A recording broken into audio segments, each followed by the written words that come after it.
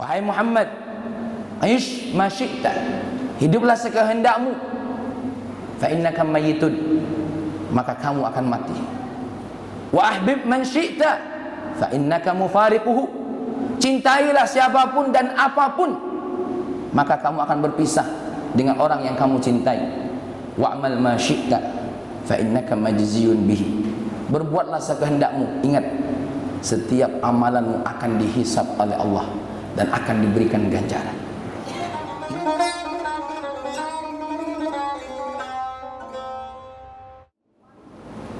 Qala Allah Ta'ala fil Qur'anil Karim, a'udzu billahi minasyaitonir rajim, bismillahirrahmanirrahim. Kullu nafsin dha'iqatul maut wa innama tuwaffawna ujurakum yawmal qiyamah. Faman zuhziha 'anil nari wa udkhilal jannata faqad faz. Wa mal hayatud dunya illa mata'ul ghurur. Shadaqallahul azim. Jamaah salat Jumat yang dimuliakan oleh Allah Subhanahu wa taala, bersyukur kita kepada Allah atas segala nikmat, terutama nikmat iman. Dengan kekuatan iman Allah berikan kita taufik sehingga kita semua digerakkan hatinya untuk melangkahkan kaki melaksanakan perintah Allah. Karena pada saat ini pun ada orang-orang yang sama dengan kita agamanya, tapi cahaya iman itu tidak menggerakkan dirinya untuk melangkahkan kaki melaksanakan perintah Allah. Mudah-mudahan Allah Subhanahu wa taala segera memberikan hidayah bagi mereka dapat melaksanakan kewajibannya, terkhusus di hari Jumat ini. Makanya bersyukur kepada Allah, dan kita pun meminta kepada Allah, mudah-mudahan nikmat ini diistiqomahkan dalam diri kita sampai Allah Subhanahu wa taala mengutus utusannya yang bernama Israil menjemput kita untuk bertanggung jawab di hadapan Allah Subhanahu wa taala.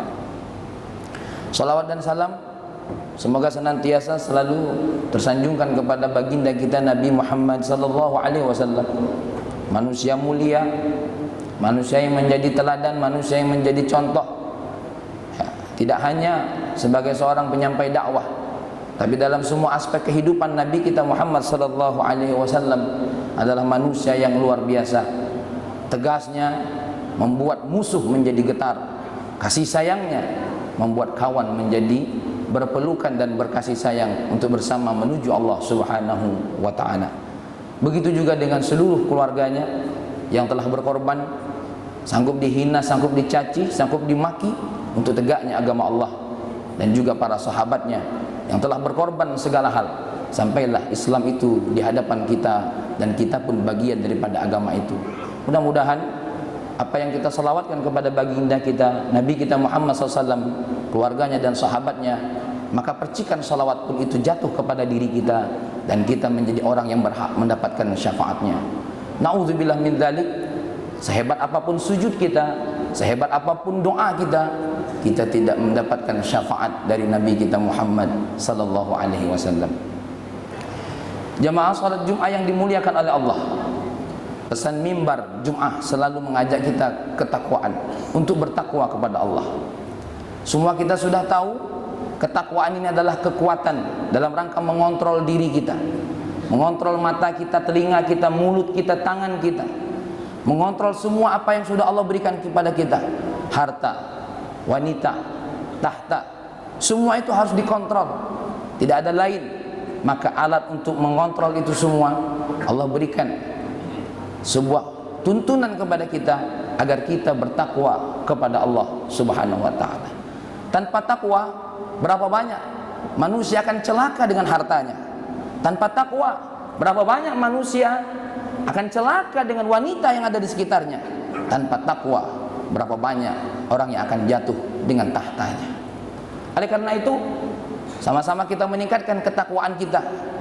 Di selingan kita meningkatkan jumlah harta kita, ya. Di selingan kehidupan kita meningkatkan jabatan kita, tahta kita, maka jangan lupa ada ketakwaan. Semakin besar harta kita, maka mestinya takwa semakin besar untuk menjadi pagar, untuk menjadi pengontrol atas semua yang Allah berikan kepada kita. Dalam rangka meningkatkan ketakwaan ini, maka pada kesempatan kali ini saya akan membacakan salah satu riwayat yang diriwayatkan oleh Imam Tabrani, Imam Hakim, Abu Nuaim, dan juga ini tercatat diriwayatkan dari Imam Jabir dalam riwayat yang berbeda, di mana ya ulama yang lain Abu Daud atau At-Tayalisi juga menunjukkan riwayat ini sendiri. Apa riwayat ini? Atani Jibril, kata Rasulullah, datang kepadaku malaikat Jibril, dan malaikat Jibril ini berkata kepada Rasulullah, ya Muhammad, wahai Muhammad, aish ma syi'ta, hiduplah sekehendakmu, fa innaka mayyitun, maka kamu akan mati. Wa ahbib man syi'ta, fa innaka mufariquhu, cintailah siapapun dan apapun, maka kamu akan berpisah dengan orang yang kamu cintai. Wa'mal ma syi'ta, fa innaka majziyun bihi, berbuatlah sekehendakmu, ingat setiap amalanmu akan dihisab oleh Allah dan akan diberikan ganjaran. Ini juga ada dalam riwayat yang lain walaupun beda lafaz tapi satu makna. Masuk pada poin yang pertama, ish ma syi'ta, hiduplah sekehendakmu ya. Ini adalah pesan, maknanya taubih kepada kita semua di dunia ini. Ketika kita masih bernafas, ketika kita masih diberikan kesempatan, hiduplah sekehendakmu. Berdosa silakan, beramal soleh silakan, berzina silakan, minuman khamr silakan, dusta silakan, memutarbalikkan fakta silakan, fitnah silakan, berbuat jahat kepada tetanggamu silakan, berbuat jahat sesama saudaramu silakan. Tunggu saja, saat itu engkau akan mati, terbaring engkau di hadapan orang yang menyolatimu. Saat itu kau tak akan berdaya, mandi pun kau tak bisa, berkata-kata pun kau tak bisa. Saat itu kita baru akan tahu siapa diri kita yang sebenarnya. Berapa banyak orang yang menggantungkan seragamnya ketika kematian itu belum datang. Berapa banyak orang yang sudah ditinggalkan keluarganya ketika kematian itu sendiri belum datang. Makanya ini jadi caman buat kita. Jangan merasa gagah, maknanya daripada nasihat malaikat Jibril kepada Nabi kita. Jangan merasa gagah saat engkau masih hidup. Jangan kau merasa hebat saat engkau masih sehat. Kenapa? Sebentar lagi, tak lama lagi, malaikat Israel itu akan datang kepada kita semua. Bahkan setiap hari 70 kali malaikat Israel bersama awanu, tentara-tentara malaikat Israel itu mengawasi kita sambil menunggu perintah Allah. Cabut hari ini, cabut besok, cabut sebentar lagi. Ini semua harus menjadi perhatian bagi kita. Dan ini nasihat disampaikan oleh malaikat Jibril kepada Nabi Muhammad, orang yang sudah dipastikan oleh Allah Subhanahu wa taala dosa-dosanya diampuni dan dijaga dari sekian banyak dosa. Mestinya kita yang mendengar nasihat ini pun menjadi lebih bergetar. Karena kalau kita mau melihat ke belakang kita, siapa kita? Kalau kita mau melihat kita, siapa kita? Contoh saja di masjid ini, siapa kita? Tidak semuanya berbeda di hadapan Allah. Semua kita sama di hadapan Allah. Ruku kita sama, sujud kita sama. Maka ketika mati pun kita akan sama. Hanya saja Allah tahu betul di antara yang duduk di sini siapa betul tingkatan takwanya yang mulia di hadapan Allah Subhanahu wa taala. Senyum kita pun Allah tahu ini senyum dusta atau bukan. Basa-basi kita pun Allah tahu ini dusta atau bukan. Maka berhati-hatilah, kematian itu akan menjadi barometer kita. Ayat Allah yang saya bacakan tadi, kullu nafsin dha'iqatul maut, ini ayat bukan sekedar data, ini ayat bukan sekedar tulisan, tapi setiap hari ini kita lihat fakta dalam kehidupan kita. Tetangga saya, seorang bayi meninggal dunia. Orang yang tua, umurnya sudah panjang sampai ratusan pun ada yang belum meninggal dunia. Bahkan penyakit ringan pun datang untuk menjemput menjadi sebab kematian kita. Ingat, bukan cuma kematian yang jadi permasalahan, di mana Allah berfirman, wa innama tuwaffawna ujurahum yaumal qiyamah. Tapi yang perlu diperhatikan, semua amalan kita ini akan diterima oleh Allah balasannya nanti di hari kiamat. Beruntunglah orang-orang yang dibebaskan dari api neraka. Faman zuhziha 'anil nari wa udkhilal jannata faqad faz. Dan sebelum mati itu juga kita ini terus diberikan oleh Allah kesempatan. Ketika kesempatan itu datang sampai tua, ingat kata Allah, wa man nu'ammirhu nunakkisu fil khalqi afala yaqilun. Kita ini semua manusia-manusia yang tidak pernah memperhatikan amalan kita. Semakin tua sebelum kematian itu, apa yang aku berikan kepadamu dari penciptaan sudah berkurang. Matamu rabun, telingamu sudah mulai berkurang, ya, kesehatan badanmu, semuanya sudah Allah berikan kepada kita semua. Itu tanda, ya. Banyak orang yang berkata saya akan tobat ketika tua, tapi apa boleh buat, ketika tua datang sudah tidak kuat berdiri lagi, akhirnya tidak sholat. Banyak orang yang berkata nantilah kalau saya sudah pensiun baru mau ibadah. Apa boleh buat, pensiun belum datang pun Allah kasih dia penyakit yang dimana dia tidak bisa berucap. Lidahnya kaku untuk membaca Fatihah, tangannya tak bisa bergerak untuk bertakbir. Bahkan tak jarang dia menggerakkan anggota tubuhnya pun tak bisa. Jangan menunggu, karena kematian yang ditunggu, ya, kematian yang menunggu kita, bukan mati menunggu kita kapan kita mau mati, tapi kematian itu sudah menanti kita, menanti perintah Allah untuk datang kepada kita. Ya ayyuhalladzina amanu la tulhikum amwalukum wala auladukum an dzikrillah. Yang kedua, semua yang kita cintai akan pergi. Maka hartamu, anak-anakmu, keluargamu jangan menipu dayamu. Sehingga apa? Engkau merasa sudah punya anak, inilah kebahagiaanku. Engkau punya harta, inilah kebahagiaanmu. Apa yang membuatmu tersenyum saat ini di dunia, tak lama lagi engkau akan meninggalkannya, atau mereka yang meninggalkan kita. Maka jangan terlena. Rumah kita yang kita bangun dengan susah payah, tak lama lagi kita akan tinggalkan. Tak lama lagi akan kita tinggalkan. Maka siapapun yang kita cintai akan kita berpisah dengan dirinya. Dua pilihan, dia duluan atau kita duluan. Banyak orang yang ditinggalkan bersedih. Ayahku pergi, ibuku pergi, istriku pergi, anak-anakku pergi. Jangan lupa, kesedihan orang yang kita tinggal itu tidak sedahsyat orang yang meninggalkan. Orang yang mati jauh lebih sedih daripada orang yang meninggal, daripada keluarga yang ditinggalkan. Karena orang yang ditinggalkan sedihnya sebulan 2 bulan. Lagi sedih pun pulang ke rumah, tetangganya menghiburnya, anak-anaknya menghiburnya. Semua orang menghiburnya, memberikan motivasi kepadanya, yang tabah, yang sabar. Tapi justru yang paling sedih itu yang meninggal. Karena saat itu dia sendirian di dalam kubur. Dia akan panggil, hai istriku, hai suamiku, hai semua orang yang aku cintai. Semua orang tidak bisa menjawab panggilannya.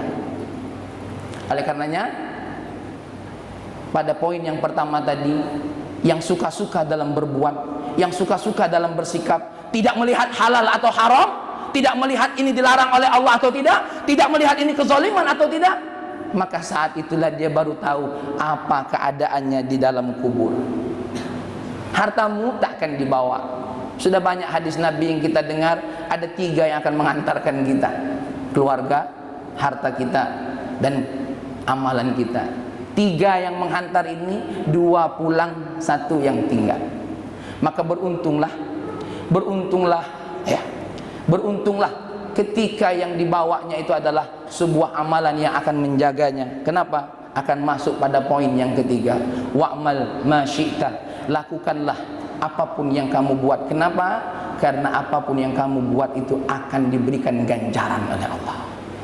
Beriman di dunianya, beramal soleh di dunianya, betul-betul melaksanakan amanat yang diberikan kepadanya, tidak melakukan dosa, tidak melakukan dusta, tidak melakukan fitnah, tidak menzalimi keluarganya, tidak menzalimi tetangganya. Apa yang Allah halalkan ia lakukan, apa yang Allah larang dia tinggalkan.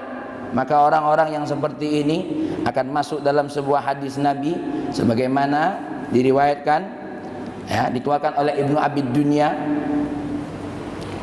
idza wudi'al 'abdul mu'min fi qabrihi ihtawshathu a'malus shalihah. Saat dia bilang, istriku, anakku, suamiku, jangan tinggalkan aku, dia menangis sedih sendirian berada dalam tanah yang gelap, akan datang amal soleh kepadanya. Salatnya, puasanya, hajinya, sedekahnya akan datang. Bahkan bukan cuma datang, mereka akan melindungi kita. Di dalam hadis ini disebutkan, ketika malaikat azab datang dari kakinya, salat berkata, ilaika anhu, minggir, jangan dekat-dekat. karena dia sudah membuat lelah badannya untuk berdiri melaksanakan sholat. Bahkan bukan cuma sholat wajib yang dia lakukan, sunnah-sunnahnya pun dilakukan, maka aku amalan yang dikerjakannya akan melindunginya. Datang dari kepalanya haji dan umrohnya yang akan melindunginya. Kenapa? Apa kata haji? Hartanya, perasaannya ia korbankan untuk melaksanakan perintah Allah, maka tidak berhak engkau wahai malaikat azab untuk mendekatinya. Datang malaikat dari perutnya, siapa yang melindunginya? Puasanya. Puasanya minggir wahai malaikat azab, aku adalah puasa Ramadan yang dia laksanakan, aku adalah puasa Senin Kamis, aku adalah puasa yang disunnah-sunnahkan oleh Nabi kita Muhammad SAW. Minggir, jangan engkau melaksanakan azab. Kenapa? Karena dia menahan laparnya karena perintah Allah, maka aku datang atas perintah Allah untuk melindunginya. Datang dari tangannya, saat itu sedekah yang datang, zakat yang datang, ilaika anhu. Minggir, jangan dekat-dekat. Kenapa? Karena sedekah ini yang akan melindunginya. Maka wahai saudaraku, wahai seluruh kaum muslimin, jamaah salat Jumat yang dimuliakan oleh Allah, 3 nasihat ini luar biasa. Tinggal kita mau membuka hati atau tidak. Tutup telingamu pun tak apa, tutup matamu pun tak apa, bungkam kebenaran dari mulutmu juga tak apa. Karena apa? Allah yang maha benar mampu menilai kita semua. Oleh karenanya hati-hati. Kita semua ini akan menerima catatan amalan kita. Kita semua akan menerima apakah dari kanan ataukah dari punggung, dari belakang punggung kita. Siapapun kita, amal soleh itulah yang akan dilihat oleh Allah Subhanahu wa ta'ala. Baik amal soleh yang terlihat maupun amal soleh yang tidak terlihat. Ya. Walaupun amal soleh yang tidak terlihat. Dan hati-hati yang berikutnya adalah jangan sampai kita menjadi bagian dosa orang yang kita sendiri sebenarnya tidak melakukannya dengan tangan kita. Yaitu apa? Membenarkan kezaliman-kezaliman yang dilakukan oleh orang zalim. Siapa yang membenarkan kezaliman itu, maka sebenarnya dia mendapatkan bagian daripada dosa itu sendiri. Hati-hati, kenapa? Karena ketika kita membenarkan, bahkan kita pun membuat segala hal yang membuat kezaliman itu menjadi benar, itu akan menjadi bagian dosa kita. Sadarlah, hitunglah, semua kita akan berhadapan di hadapan Allah. Karena kalau sudah di hadapan Allah, mulut kita ini tidak akan bisa bicara. Al-yawma nakhtimu ala afwahihim wa tukallimuna aydihim wa tashhadu arjuluhum. Hari itu mulutmu tidak bisa berdusta di hadapan Allah. Tidak bisa berdusta di hadapan Allah. Karena yang akan bicara tangannya. Benar engkau membunuh, benar kata tangannya. Siapa yang saksinya? Tangannya. Benar engkau mencuri, benar kata tangannya. Benar engkau berzina, benar kata tangannya. Maka saat itu tangannya yang akan berkata dan kakinya yang menjadi saksi. Mending kalau masih ditanya, ini sudah tidak ditanya lagi oleh Allah. Ke orang-orang yang berdosa atau orang-orang yang mendukung dosa dan kezaliman, tidak akan ditanya lagi oleh Allah. Dalam ayat Allah, fa yauma idzil la yus'alu an dzambihi insun wala jan. Jin dan manusia yang berdosa tidak akan ditanya lagi. Apa sebab? Yu'raful mujrimuna bisimahum fayu'khadhu bin nawasi wal aqdam. Orang-orang yang berdosa ini dan tidak mau taubat kepada Allah sampai matinya, dia akan terlihat dari tanda-tanda yang ada dalam tubuhnya, langsung dipanggil masuk ke dalam neraka. Maka tidak akan berlaku lagi peradilan di hadapan Allah Subhanahu wa ta'ala. Jamaah salat Jumat yang dimuliakan oleh Allah, saya manusia pendosa. Saya mengajak diri saya dan kita semua, kembalilah kepada Allah. Moga-moga kehidupan kita ini benar-benar kehidupan yang dipandang mulia oleh Allah Subhanahu wa ta'ala. Mudah-mudahan orang-orang yang kita cintai tidak melalaikan kita dari kewajiban kita kepada Allah. Begitu juga harta dan tahta yang kita cintai, jangan sampai mendorong kita untuk memaksiat kepada Allah, untuk berdosa kepada Allah, apalagi melakukan kezaliman-kezaliman dan fitnah kepada sesama kita. Dan yang ketiga, hati-hati dengan amalan kita. Sekecil apapun amalan kita, seperti disampaikan oleh Bapak Haji Sulaiman tadi, akan dicatat oleh Allah Subhanahu wa ta'ala. Barakallah. Telah lahir cahaya penerang jiwa